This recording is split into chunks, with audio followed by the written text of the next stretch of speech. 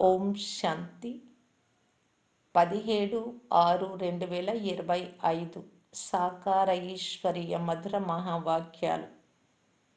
మధురమైన పిల్లలారా, మీ కళ్యాణాన్ని చేసుకోవాలి అంటే అన్ని రకాలైన నియమాలను పాటించండి.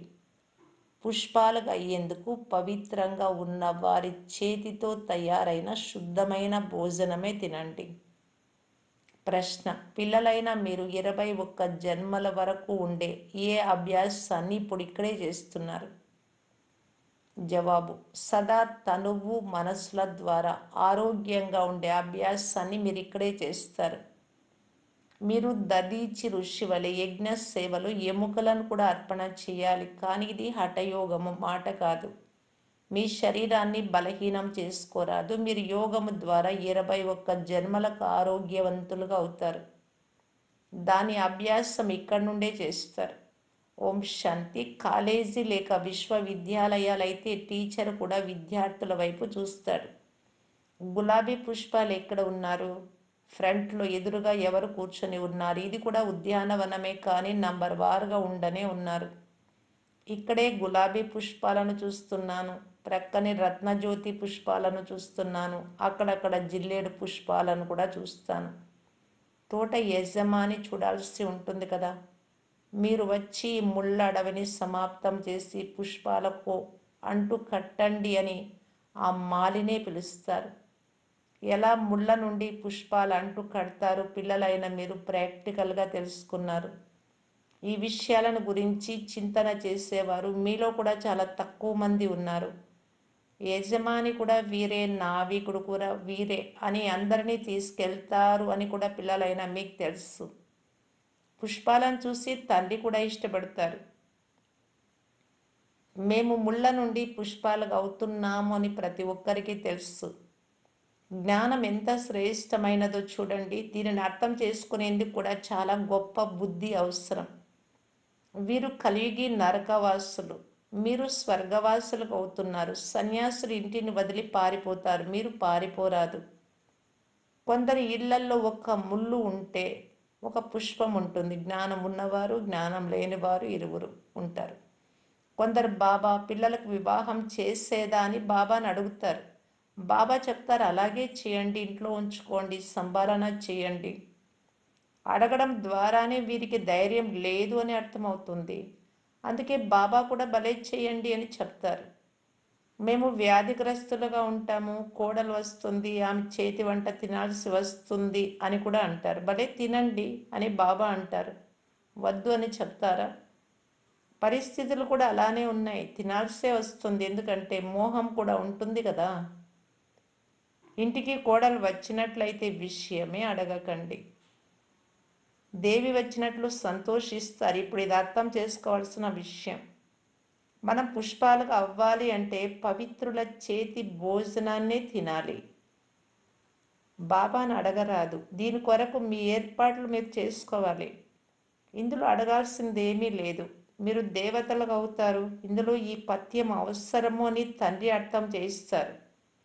ఎంత ఎక్కువ పథ్యం ఉంటారో అంత మీ కళ్యాణం జరుగుతుంది. ఎక్కువ పథ్యాలు పాటించడంలో కొద్దిగా కష్టం కూడా కలుగుతుంది. దారిలో ఆకలేస్తుంది, భోజనం జతలో తీసుకెళ్ళండి. ఏదైనా కష్టం కలిగినప్పుడు విధి లేని పరిస్థితిలో స్టేషన్ వారితో డబల్ రొట్టి తీసుకొని తినండి. కేవలం తండ్రిని స్మృతి చేయండి. దీనినే యోగ బలము అని అంటారు. ఇందులో హఠయోగం మాటే లేదు. శరీరాన్ని బలహీనపరచుకోరాదు. దదీచి ఋషి వలె ఎముకను ఇవ్వాలి సేవలో. ఇందులో హఠయోగం మాట ఎక్కడుంది? ఇవన్నీ భక్తి మార్గంలోని విషయాలు. శరీరాన్ని పూర్తి ఆరోగ్యంగా ఉంచుకోవాలి. యోగం ద్వారా 21 జన్మలకు ఆరోగ్యవంతులుగా అవ్వాలి. ఈ అభ్యాసం ఇక్కడే చేయాలి. బాబా అర్థం చేయిస్తారు. ఇందులో అడగవలసిన అవసరమే లేదు. ఒకవేళ ఏదైనా పెద్ద విషయమైతే సందేహం ఉంటే అడగవచ్చు. చిన్న చిన్న విషయాలు బాబాను అడిగితే ఎంత సమయం పోతుంది. గొప్ప వ్యక్తులు చాలా తక్కువగా మాట్లాడతారు. శివబాబాను సద్గతి దాత అని అంటారు, రావణుణ్ణి సద్గతి దాత అని అనరు. ఒకవేళ సద్గతి దాత అయితే ఎందుకు అలా తగులబెడతారు? రావణుడు ప్రసిద్ధమైన వాడు అని పిల్లలకు తెలుసు. రావణుడిలో చాలా శక్తి ఉంది, కానీ శత్రువు కదా. అర్ధకల్పం రావణుడి రాజ్యం నడుస్తుంది, కానీ ఎప్పుడైనా మహిమ విన్నారా? ఎప్పుడైనా రావణుడిని పొగిడారా? మహిమ ఏమీ లేదు. పంచవికారాలను రావణుడు అని అంటారు అని మీకు తెలుసు. సాధువు సన్యాసులు పవిత్రంగా ఉన్నప్పుడు వారిని మహిమ చేస్తారు. ఈ సమయంలో మనుషులందరూ పతితులే. ఎవరైనా వచ్చినప్పుడు, ఎవరైనా గొప్ప వ్యక్తి బాబాను కలిసేందుకు వచ్చారు అనుకోండి, బాబా వారిని ఏం ప్రశ్నిస్తారు?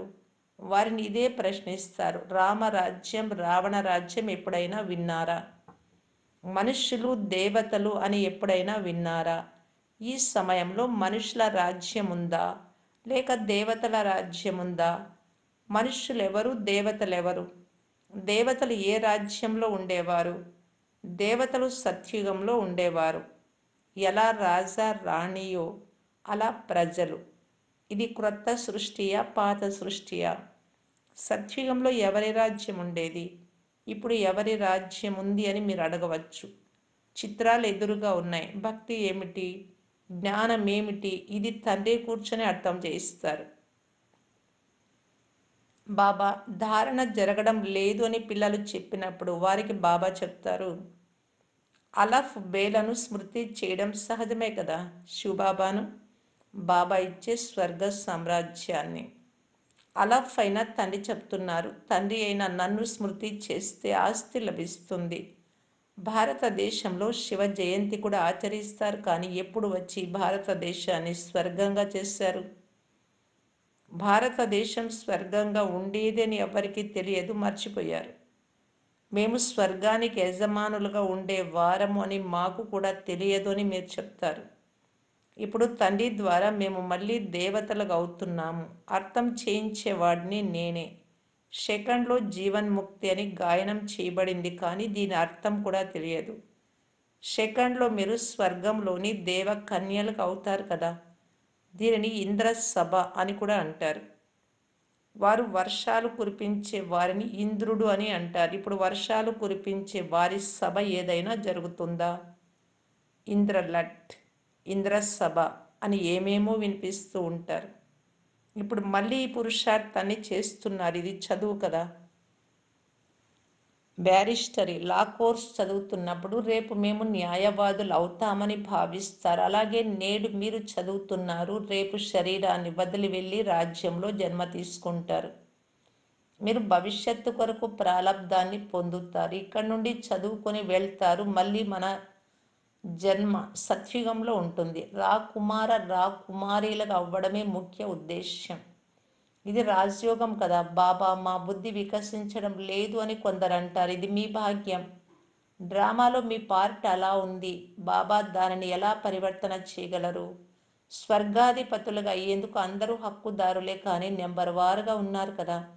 అందరూ చక్రవర్తులుగా అవ్వలేరు. ఈశ్వరీయ శక్తి ఉంటే అందరినీ చక్రవర్తులుగా చెయ్యండి అని కొందరు చెప్తారు. మరి అలా అయితే ప్రజలు ఎక్కడి నుండి వస్తారు? ఇది అర్థం చేసుకోవాల్సిన విషయం. ఈ లక్ష్మీనారాయణల రాజ్యం ఉండేది. ఇప్పుడు కేవలం నామమాత్రపు మహారాజా మహారాణులు ఉన్నారు. బిరుదు కూడా ఇచ్చేస్తారు. 1,00,000 2,00,000 ఇవ్వడంతో రాజా రాణి అనే బిరుదు కూడా లభిస్తుంది. నడవడికలు కూడా అలాగే ఉంచుకోవాలి. ఇప్పుడు మనం శ్రీమత అనుసారం మన రాజ్యాన్ని స్థాపన చేస్తున్నాము అని పిల్లలైన మీరు తెలుసుకున్నారు. అక్కడ అందరూ స్వర్గంలో సుందరంగా, తెల్లగా, పవిత్రంగా ఉంటారు. ఈ లక్ష్మీనారాయణల రాజ్యం ఉండేది. శాస్త్రాలలో కల్పమాయువు చాలా ఎక్కువగా వ్రాయడం వలన మనుషులు మర్చిపోయారు. ఇప్పుడు నల్లగా ఉన్న మీరు సుందరంగా ఎందుకు పురుషార్థం చేస్తున్నారు? ఇప్పుడు దేవతలు నల్లగా ఉంటారా? కృష్ణుణ్ణి నల్లగా, రాధను తెల్లగా చూపిస్తారు. సుందరంగా ఉంటే ఇరువురు సుందరంగా ఉంటారు కదా. తర్వాత ద్వాపరయుగం నుండి కామచితిపైకి ఎక్కిరువురు నల్లగా అవుతారు. అక్కడ సుందరమైన ప్రపంచానికి యజమానులుగా ఉంటారు. ఇది నల్లని అపవిత్రమైన ప్రపంచం. పిల్లలైన మీలో ఆంతరికంగా సంతోషం కూడా ఉండాలి. దైవీ గుణాలను కూడా ధారణ చేయాలి. బాబా బీడీలను వదలలేకపోతున్నామని కొందరు చెప్తారు. బాబా చెప్తారు, మంచిది, బాగా త్రాగండి. అడిగినట్లయితే ఇంకేం చెప్తాను? నియమానుసారం నడవనట్లయితే పడిపోతారు. మీకు స్వయంలో వివేకం, తెలివి ఉండాలి కదా! మనము దేవతలుగా అవుతాము కనుక మన నడవడికలు, ఆహార పానీయాలు ఎలా ఉండాలి? అందరూ మేము లక్ష్మిని వరిస్తాము, నారాయణ్ణి వరిస్తాము అని అంటారు. మంచిది. మాలో అలాంటి గుణాలు ఉన్నాయా అని మీరు చూసుకోండి. బీడీ తాగితే నారాయణుడిగా అవ్వగలరా? నారదుడి కథ కూడా ఉంది కదా. నారదుడు ఎవరో ఒక్కరు కాదు, మనుషులందరూ భక్తులు నారదులే. తండ్రి చెప్తారు, దేవతలయ్యే పిల్లలారా, అంతర్ముఖులుగా అయ్యి మీతో మీరు మాట్లాడుకోండి. మేము దేవతలుగా అవుతున్నాము కనుక మా నడవడికలు ఎలా ఉండాలి? మేము దేవతలుగా అవుతున్నాము కనుక మద్యపానాన్ని సేవించరాదు, బీడీలు తాగరాదు, వికారాలలోకి వెళ్ళరాదు, పతితుల చేతి వంటను తినరాదు. అలా ఉంటే మీ స్థితిపై ప్రభావం పడుతుంది. ఈ విషయాలను తండ్రి కూర్చొని అర్థం చేస్తూ ఉన్నారు. డ్రామా రహస్యం కూడా ఎవ్వరికీ తెలియదు. ఇది నాటకం, అందరూ పాత్రధారులే. ఆత్మలైన మనం పైనుండి క్రిందికి వస్తాం. ప్రపంచంలోని పాత్రధారులందరూ పాత్రను అభినయిస్తారు. అందరికీ తమ తమ పాత్ర ఉంది. ఎంతమంది పాత్రధారులున్నారు, ఎలా పాత్రను అభినయిస్తారో ఇది వెరైటీ ధర్మాల వృక్షం. మామిడి వృక్షాన్ని వెరైటీ వృక్షం అని అనరు. అందులో మామిడికాయలు మాత్రమే ఉంటాయి. ఇది మనుష్య సృష్టి వృక్షము, కానీ దీని పేరు వెరైటీ ధర్మాల వృక్షం. బీజం ఒక్కటే, తండ్రి మాత్రమే. మనుషుల వెరైటీ ఎంత ఉందో చూడండి. ఒకరు ఒక విధంగా, మరొకరు మరో విధంగా ఉంటారు. ఇది బాబా కూర్చొని అర్థం చేస్తూ ఉన్నారు. అయితే మనుషులకు ఏమాత్రం ఈ విషయాలు తెలియవు. మనుషులను బాబాయే బంగారు బుద్ధి కలవారిగా చేస్తారు. ఈ పాత ప్రపంచం ఇక కొద్ది రోజులు మాత్రమే అని మీకు తెలుసు. కల్పకృతం వలె అంటు కట్టబడుతుంది. మంచి ప్రజలు, సాధారణ ప్రజల అంటు కూడా కట్టబడుతుంది. ఇక్కడే రాజధాని స్థాపన అవుతుంది. పిల్లలు ప్రతి విషయంలో బుద్ధిని నడిపించాల్సి ఉంటుంది. మురళి విన్నా వినకపోయినా పర్వాలేదు అని అనుకోరాదు. ఇక్కడ కూర్చున్న బుద్ధి బయట పరిగెత్తుతూ ఉంటుంది. కొందరు మురళి సన్ముఖంలో ఎదురుగా విని చాలా గద్గదమవుతారు. మురళి కొరకు పరుగులు తీస్తారు. భగవంతుడు చదివిస్తున్నారు కనుక అలాంటి చదువును వదలరాదు. టేపులో ఖచ్చితంగా నింపబడుతుంది, వినాలి.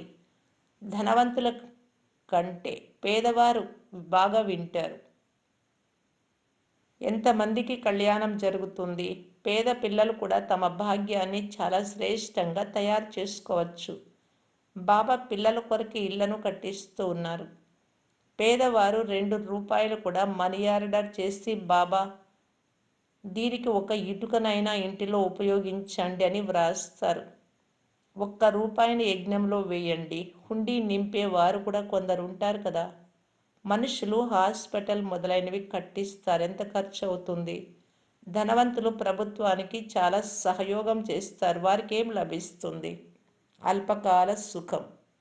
ఇక్కడ మీరు ఏం చేస్తారో అది 21 జన్మల కొరకు చేసుకుంటూ ఉన్నారు. బ్రహ్మబాబా తన సర్వస్వాన్ని ఇచ్చి విశ్వాధిపతిగా నంబర్ 1గా అవ్వడం చూస్తున్నారు. 21 జన్మల ప్రాలబ్ధం, ఇలాంటి వ్యాపారాన్ని ఎవ్వరూ చేయలేరు. అందుకే కదా తండ్రిని బోలానాథుడు అని అంటారు. ఇది ఇప్పటి విషయమే. ఎంత బోలాగా ఉన్నారు. ఏం చేయాలనుకున్నారు ఇప్పుడే చేయండి అని తండ్రి చెప్తారు. ఎంతటి పేద పిల్లలున్నారు. బట్టలు కుట్టి పొట్ట నింపుకుంటారు. వీరు చాలా ఉన్నత పదవిని పొందేవారు అని బాబాకు తెలుసు. సుధాముడు, కుచేరుడి ఉదాహరణ కూడా ఉంది కదా. పిడికెడు అటుకులకు బదులు 21 జన్మలకు మహల్లు లభించాయి. మీరు ఈ విషయాలను నంబర్ వార్ పురుషార్థ అనుసారం అర్థం చేసుకుంటారు. తండ్రి చెప్తారు, నేను బోలానాథుడిని.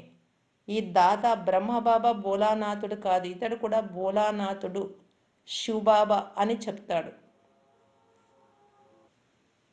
అందుకే వారిని సౌదాగర్, రత్నాగర్, జాదూగర్ అని అంటారు. మీరు విశ్వానికి యజమానులుగా అవుతున్నారు. ఇక్కడ భారతదేశం బికారీగా ఉంది. ప్రజలు ధనవంతులు, ప్రభుత్వం పేదది. భారతదేశం ఎంత శ్రేష్టంగా స్వర్గంగా ఉండేదో మీకు తెలుసు. దానికి గుర్తులు కూడా ఉన్నాయి. సోమనాథుని మందిరం వజ్ర వైఢూర్యాలతో ఎంతగా అలంకరింపబడి ఉండేది. ఒంటెలపై నింపుకొని వజ్ర వైఢూర్యాలను ఇతరులు తీసుకువెళ్లారు. ఇప్పుడు ఈ ప్రపంచం తప్పకుండా పరివర్తన అవ్వాలి అని మీకు తెలుసు. దాని కొరకు మీరు ఏర్పాట్లు చేస్తున్నారు. ఎవరు చేస్తారు వారు పొందుతారు. మాయ చాలా వ్యతిరేకిస్తుంది. మీరు ఈశ్వరుడి సంతానం, మిగిలిన వారంతా రావణుడికి బానిసలు. మీరు శివబాబాకు చెందినవారు. శివబాబా మీకు వారసత్వం ఇస్తారు. బాబా తప్ప వేరే విషయాలు బుద్ధిలోకి రాకూడదు. మంచిది.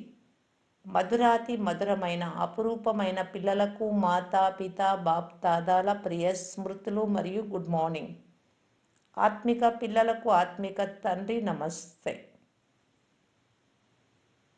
ధారణ కొరకు ముఖ్య సారం. ఫస్ట్ పాయింట్, అంతర్ముఖీలయ్యి మీతో మీరే నేను దేవతగా అవుతున్నాను కనుక నా నడవడికలు ఎలా ఉన్నాయి, ఏవైనా అశుద్ధ ఆహార పానీయాలు తీసుకోవడం లేదు కదా అని మాట్లాడుకోవాలి.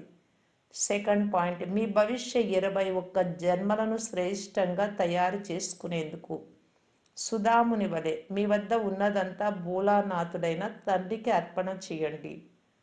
చదువు విషయంలో ఏ సాకులు చెప్పకండి. వరదానం, ఆది మరియు అనాది స్వరూపం యొక్క స్మృతి ద్వారా మీ నిజ స్వధర్మాన్ని స్వంతం చేసుకొని పవిత్ర మరియు యోగి భవ. బ్రాహ్మణుల నిజ స్వధర్మం పవిత్రత, అపవిత్రత పరధర్మం. ఏ పవిత్రతను ఆచరించడం, స్వంతం చేసుకోవడం కష్టము అని జనులు భావిస్తారో, అంటే పవిత్రంగా ఉండడం, అది పిల్లలైన మీకు చాలా సులభం. ఎందుకంటే మా వాస్తవిక ఆత్మస్వరూపం సదా పవిత్రత అనే స్మృతి మీకు కలిగింది. అనాది స్వరూపం పరంధామంలో పవిత్ర ఆత్మ మరియు ఆది స్వరూపం పవిత్రమైన దేవత. ఇప్పుడు మీ అంతిమ జన్మ కూడా పవిత్ర బ్రాహ్మణ జీవితం. అందువలన పవిత్రతే బ్రాహ్మణ జీవితం యొక్క పర్సనాలిటీ. ఎవరైతే పవిత్రంగా ఉంటారో వారే యోగులు. స్లోగన్, రాజయోగిని అని అంటూ సోమరితనాన్ని తీసుకురాకండి, శక్తి రూపంగా అవ్వండి. అంతర్ముఖిగా అయి ఆత్మిక స్థితిలో ఉండే అభ్యాసం చేయటానికి బాప్దాదా ఇలాగ అవ్యక్త సూచన ఇస్తూ ఉన్నారు. అంతర్ముఖి సదా సుఖి అని అంటారు. వారిని ఎలాంటి బాహ్య ఆకర్షణ ఆకర్షించలేదు. ఒకప్పుడు మన్మతం తనకు నచ్చినట్టు, ఒకప్పుడు పరమతం ఇతరులు చెప్పినట్టు ఆకర్షించలేదు. అంతర్ముఖులు అనగా సదా సుఖంగా ఉండేవారు. సుఖదాత పిల్లలు. మాస్టర్ సుఖదాతలుగా ఉంటారు. బాహ్య ముఖత నుండి ముక్తులుగా ఉంటారు. ఓం శాంతి.